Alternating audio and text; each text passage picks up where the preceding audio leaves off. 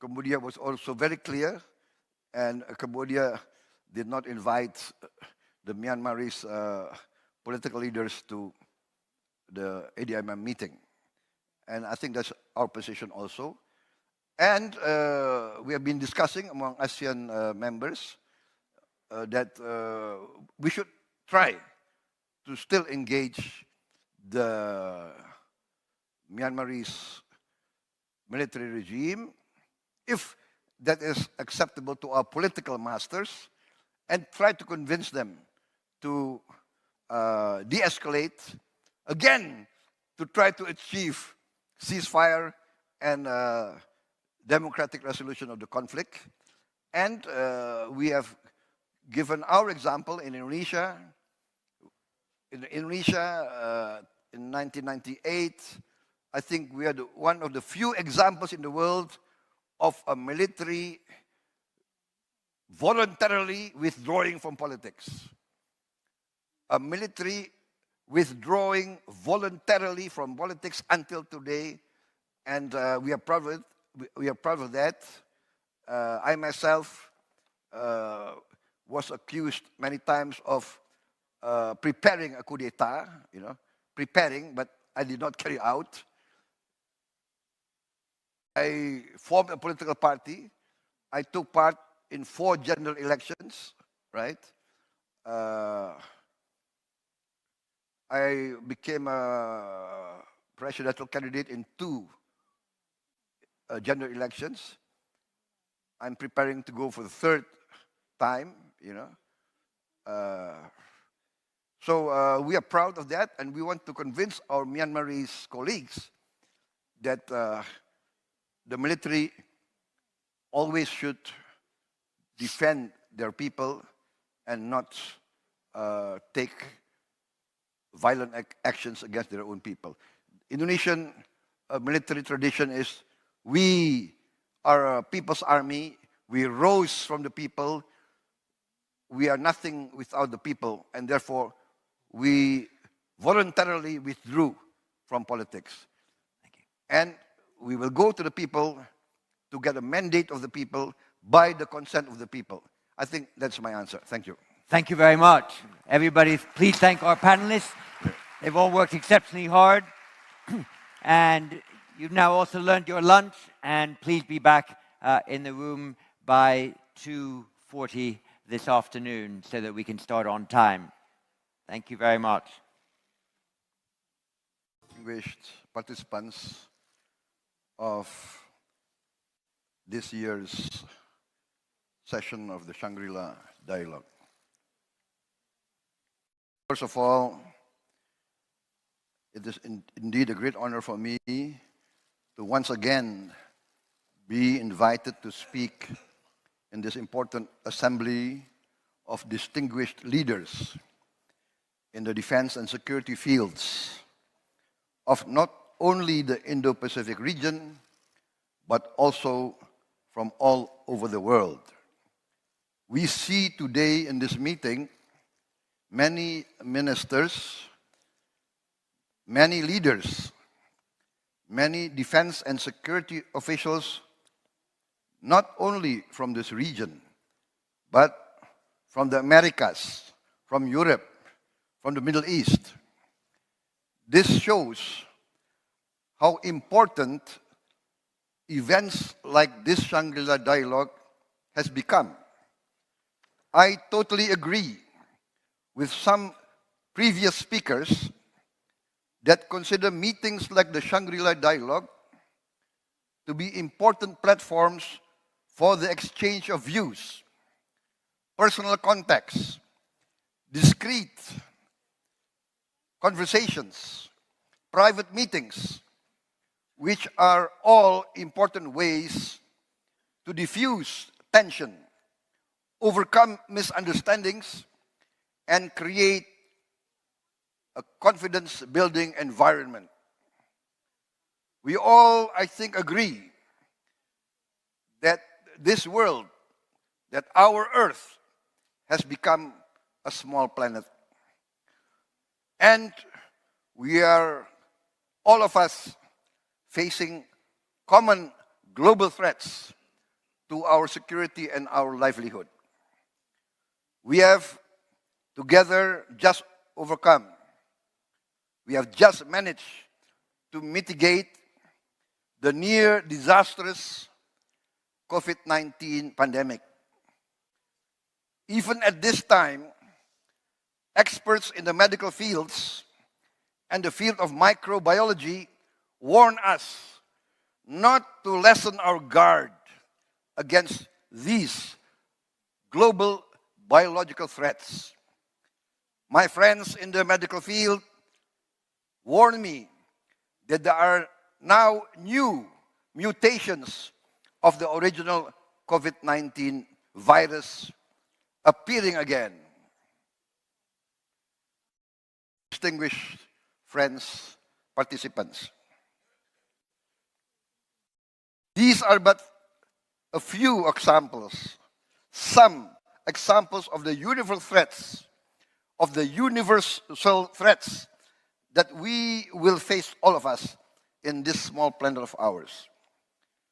Also, experts warn us that we face in the near future, in this 21st century, crisis in energy, in water, and of course, in food supply and food security.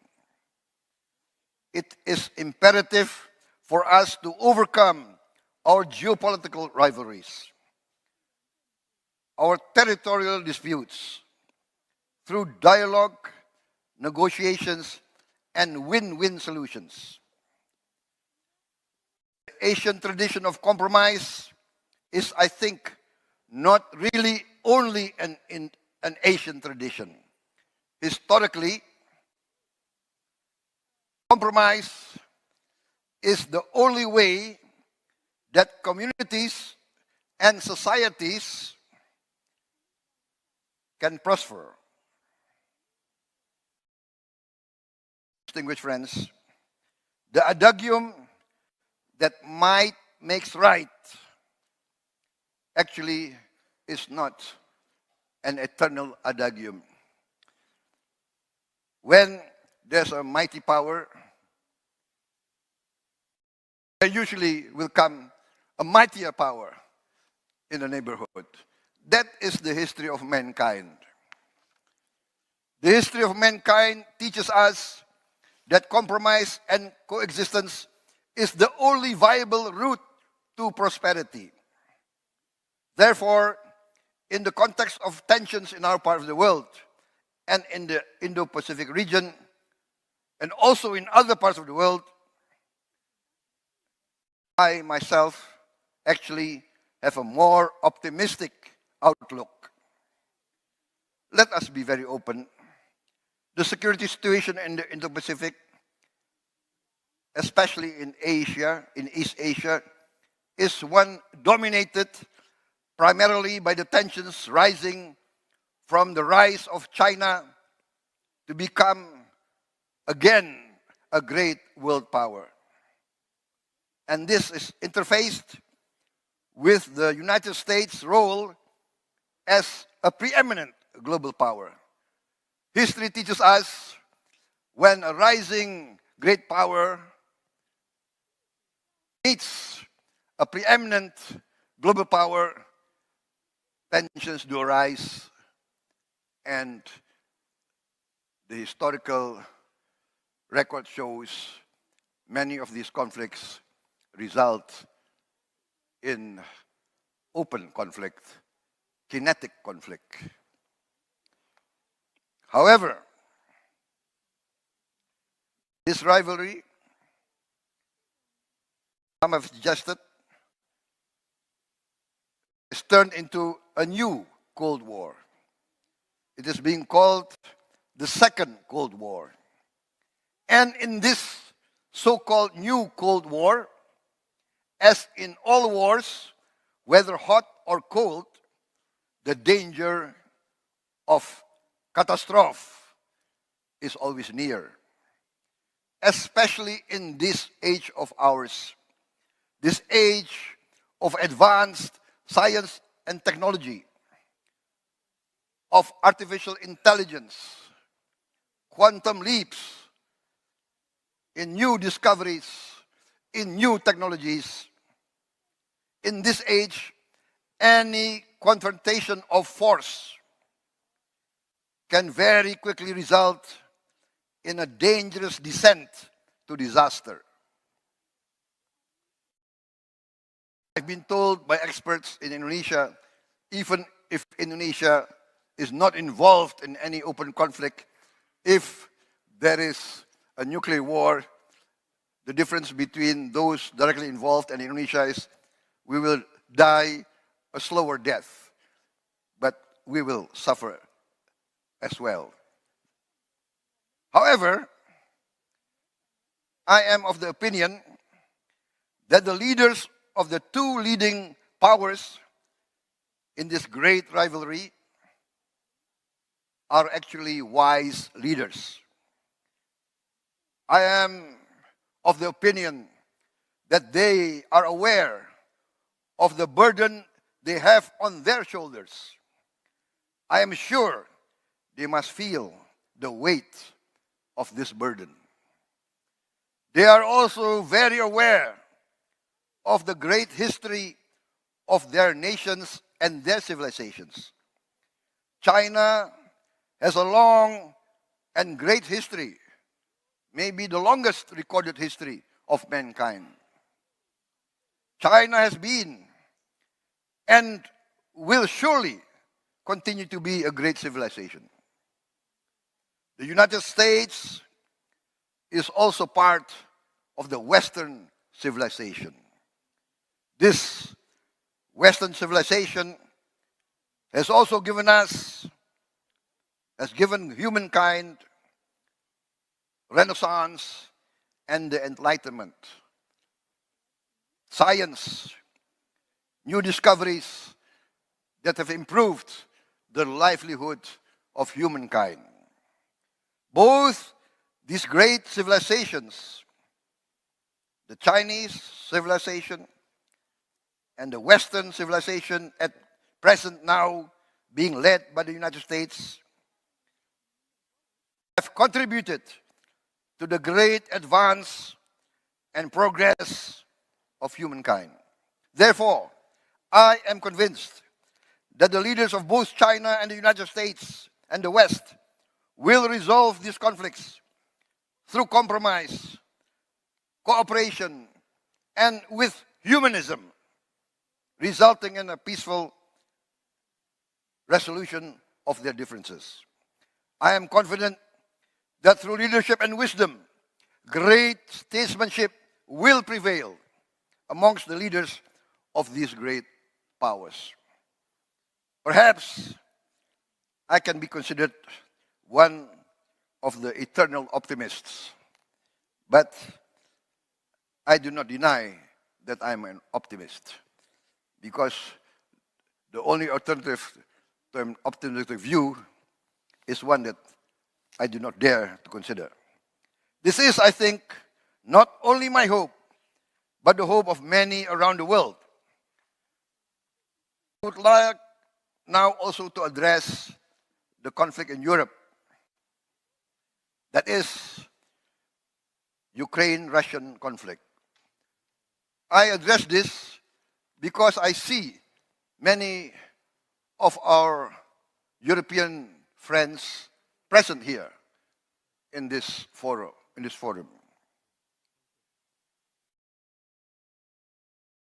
Yes, the Shangri-La dialogue has been in the past focused primarily on the Indo-Pacific region. But the presence of so many of our friends from Europe testify to the fact that security in the Indo-Pacific is affected by security and the situation in Europe, and vice versa. As I said, our planet has become smaller. What happens in Ukraine affects the livelihood of all the peoples of the world. The price of energy has gone up. The price of food has gone up. This has resulted in much suffering for many peoples of the world. Therefore, I would like to put forward the proposition that is not out of context for us to try to contribute to the resolution of the Ukraine-Russia conflict. I therefore would like to take this opportunity to urge, to recommend with utmost urgency for our brothers in Ukraine and in Russia to come as soon as possible to a cessation of hostilities. I propose that the Shangri-La dialogue find a mode of declaration urging both Ukraine and Russia to immediately start negotiations for peace. This declaration should be voluntary from all participants here representing their various countries. But I propose the general outline of the peace plan as follows. First, a ceasefire in place. That is, a cessation of hostilities in place at the present positions of both conflicting parties. Two, withdrawal 15 kilometers each from their forward positions to a new demilitarized zone. Three, the United Nations Monitoring and Observer Force to be immediately formed and to be immediately deployed along this new demilitarized zone. Five, the United Nations should organize, carry out, and execute a referendum in the disputed territories to ascertain objectively the wish of the majority of the inhabitants of the various disputed areas. And I would like to declare at this present moment that Indonesia is prepared to contribute military observers and military units under the peacekeeping auspices of the United Nations. These steps, I think, has proven in history to be effective. Let us not here put blame on any side. There are always two versions to any conflict. Both sides feel strongly of their righteousness. But for the security of the world, for the safety of the innocent, we have to achieve cessation of hostilities as soon as possible. Refer to historical examples. In Korea, a big and massive conflict was resolved by a cessation of hostilities and a demilitarized zone. Yes, the conflict in Korea has still to be resolved permanently. However, for at least 5 decades, we have had some sort of peace, which is much better than the massive destruction and the killings of many innocent people. Distinguished participants, I do not know if my proposals can be accepted, but at least let us try to put forward some concrete recommendations so that meetings like the Shangri-La dialogue will have more substance, more meaning, and can prove to be a platform that can contribute to the diffusion and de-escalation of armed conflict. Once again, because our planet has become smaller, it is more imperative for us to achieve peace. Thank you.